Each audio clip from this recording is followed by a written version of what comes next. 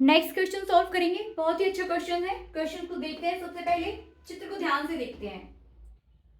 यहाँ पे सबसे पहले हम कैपेसिटर्स का नाम दे देते हैं। ये हो जाएगा आपके पास C1, ये C2, C3, C4, C1, C2, C3, C4। अभी तक आपके पास 3 कैपेसिटर्स हुआ करते थे, अब आपके पास टोटल 4 कैपेसिटर्स हैं और इसके पूरे कनेक्शंस की हमें तुल्य धारिता या टोटल कैपेसिटेंस निकालना है, कैलकुलेट करना है। किस तरीके से होगा यहाँ देखिए, है ना।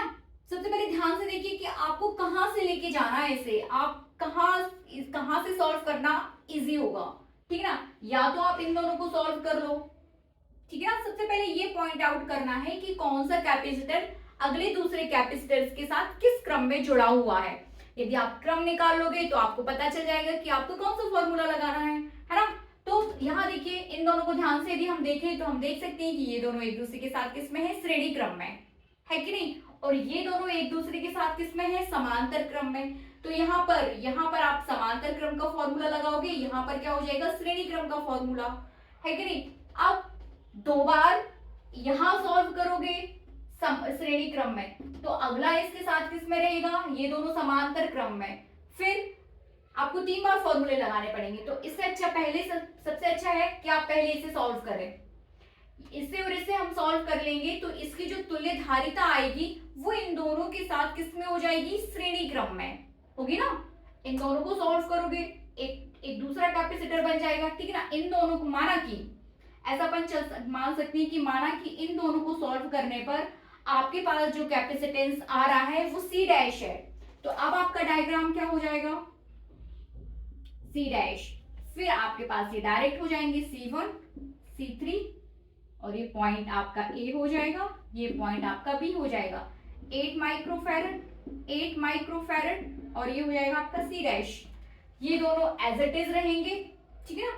इन दोनों को सॉल्व करने पर जो कैपेसिटर बनेगा वो C डैश हो जाएगा। इन दोनों की तुल्य धारिता हम पहले निकाल लेते हैं कितनी आएगी। तो C1 और C2 एक दूसरे के साथ किस में है, समांतर क्रम में। तो समांतर क्रम के लिए फॉर्मूला क्या हो जाएगा, C dash equals to C1 plus C2, 4 plus 4 8 microfarad, ठीक है ना। इसकी तुल्य धारिता कितनी हो गई, 8 माइक्रोफैरड, 8 माइक्रोफैरड, है ना। ये हो जाएगा आपके पास C डैश, ये आपके पास है C3 और ये है आपके पास C4। अब इसे हम सॉल्व करेंगे, ठीक है ना। अब ये तीनों कैपेसिटर्स एक दूसरे के साथ किस क्रम में हो गए, श्रेणी क्रम में या सीरीज कॉम्बिनेशंस में। अब इसे सॉल्व कर दीजिए। तो सीरीज के लिए कितना हो जाएगा, 1/c equals to 1/c dash, C dash plus 1/c3 plus 1/c4।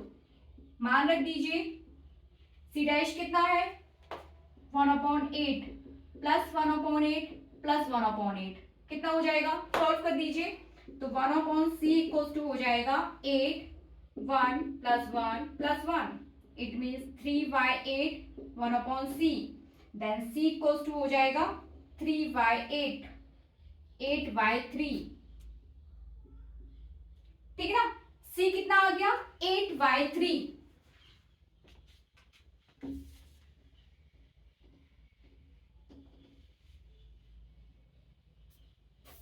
यहाँ पर 1/, या c इक्वल्स टू आ गया है आपके पास 8/3। देन आगे से सॉल्व करेंगे तो कितना हो जाएगा, 3 दूनी 6 पॉइंट 2 पॉइंट, ठीक है ना।